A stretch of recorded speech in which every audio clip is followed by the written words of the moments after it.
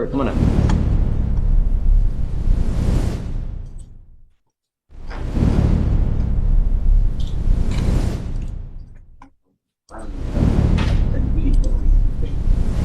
All right, so I got a bond violation report that says here, you entered the exclusion zone on 7/8 at 9:08 a.m.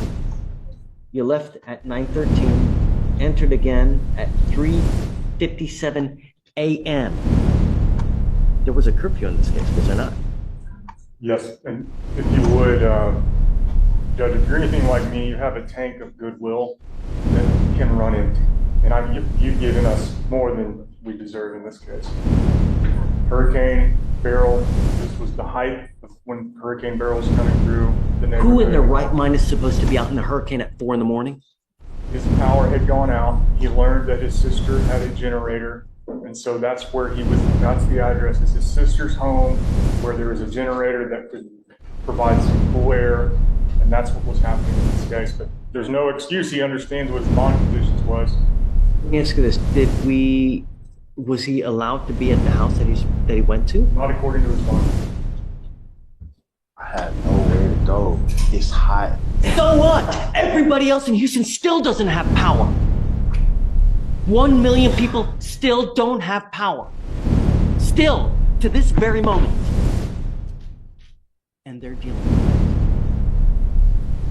Did you contact pretrial services to let them know where you were going? Yes. When did you do that? Yesterday. Okay, but you didn't do it Days before you went. I called them. They wasn't answering the phone. I got pictures. I don't care about screenshots. calling Jesus. It don't matter who you're calling and what's your excuse. You have bond conditions. This is not the first time. This is not the second time. This is not the third time that you've had bond violations. How many is This this? is the sixth time I've been here in the past 45 days. Am I supposed to let you go after 6 times? Mr. Stewart.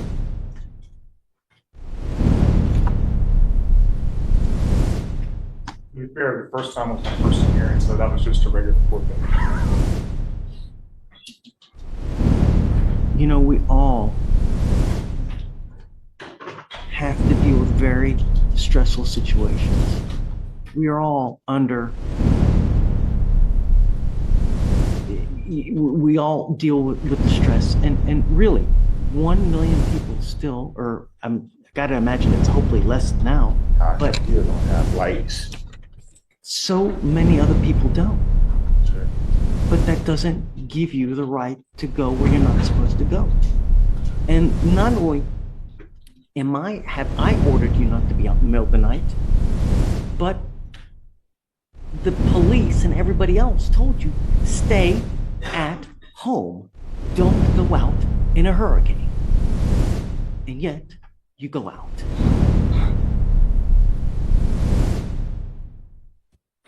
It's not goodwill. You know, I mean, Mr. Mercer, now it becomes enabling. That's what it does. And it tells him that if I let him go, it's okay. It's not. He still thinks he can do whatever he wants to do. I'm tired of coming in here making excuses. What I've had to do is to remind myself. Look, if you want to withdraw from the case, you can withdraw, and I'll appoint him a lawyer today. I'm not letting you go. It's not fair. Oh, Judge, I got asthma and allergies. I'm literally sweating bad. I couldn't even breathe in the house. Judge, I could not. Stay. No, I couldn't go nowhere else.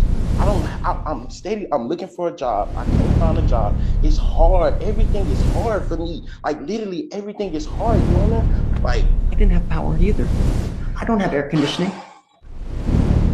I have a fish that I'm trying to save by sitting there bubbling water myself, trying to keep this fish alive. I don't have. So we all have things that we deal with. No, nothing. You wanna like, I can't even charge, I barely can charge my ankle monitor. We have no power, like literally no power. Go somewhere else. You don't go to the house that you're forbidden. I don't have literally, I don't have nowhere else to go. I don't have family out here. I only have one person out here, one other person out here, other than my mom. Literally. Judge, I'm not sure why the address was an exclusion zone. There's no violence, there's no victim in the case. It was an unlawful carry case. I don't know. If I would have caught that, I would have asked the judge to amend that order because it's his mother's and sister's house, and there was no reason to have that on bond conditions. I don't understand why that was. Tell me about it, because I don't remember. It's now been so many cases and so much that I don't even remember anymore. On the first case, I don't know which case are we? Because there's the weather case. So Okay. it's March 12, 2024. Officers were conducting a fugitive investigation for a wanted fugitive when they observed the defendant standing in front of an apartment in Harris County, Texas, with an AR pistol on his waistband. Rifle magazine was visible on the right side of his waist. Officers approached the defendant and instructed the defendant to come to them for their investigation. The defendant then turned and ran away 20 feet from outside the inside of his apartment and ran upstairs with the firearm in possession. Officers then surrounded the apartment and gave commands for the defendant to come outside, which he eventually complied with. Officers then obtained consent from the homeowner to search the apartment and located an upper receiver inside a dresser, the rifle magazine inside the dresser, and a lower receiver of the rifle in another dresser near the window. The upper receiver had a live 300 blackout round ejecting out of it. that's the first case. That's the first transaction, picked up evading and unlawful carrying in a public place. The other two were evadings. So That's where the exclusion zone came from. I feel like I dropped the ball on that because I would have asked the court to amend that. It's his mother's sister's home, and I didn't feel like that was necessary for him to have it. why did we do that in the first place? The exclusion over there. Do you know?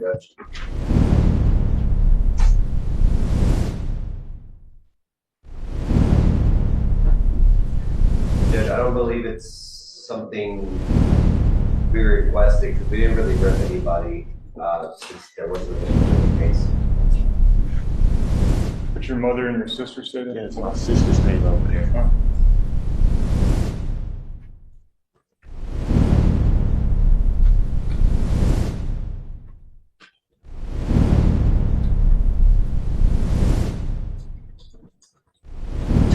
What address is that one? 12650 Ashford Meadow Drive, Unit A.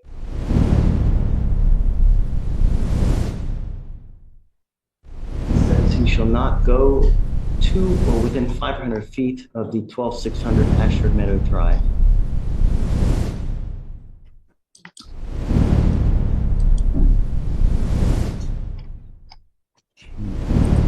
I don't want to make a presumption, Your Honor, but I do feel like if I had approached the DA and asked them to amend that, I don't think they would have opposed.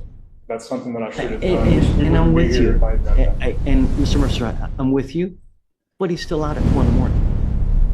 You're still going out at 4 in the I morning. was leaving the place I was at because me and my mom was panicking so much. And I had to go to went to my sister's house.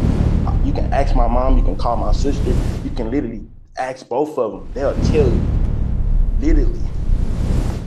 I was hiding. I have asthma, allergies. I can't breathe. I cannot breathe. So bring him over here. I want to talk to him then. I can call them on the phone, over the They've phone. been texting with me. They said, please have the judge call us, so. And she's even been calling. I promise, she's even been calling here. Bring him here. Let's talk to him Monday. Okay. Okay, Judge. Thank you. Hold to Monday. In the interim, if it's their actual address, Judge, we will be unopposed to it. I'm not going to do anything yet. I want to talk to them. Bring him here Monday. Let's roll it to Monday, and I want to talk to mom and sister. Thank you, Your Honor. Okay. Be back here Monday. Yes, sir. Thank you so much. I know Roger was upset like crazy, but I mean, just fraudulent identity after fraudulent identity after no. He was I'm just just doing his job, but I did tell him, I'm, Roger, don't throw yourself at the mercy of the court. I can't have sympathy, you know, He just- really.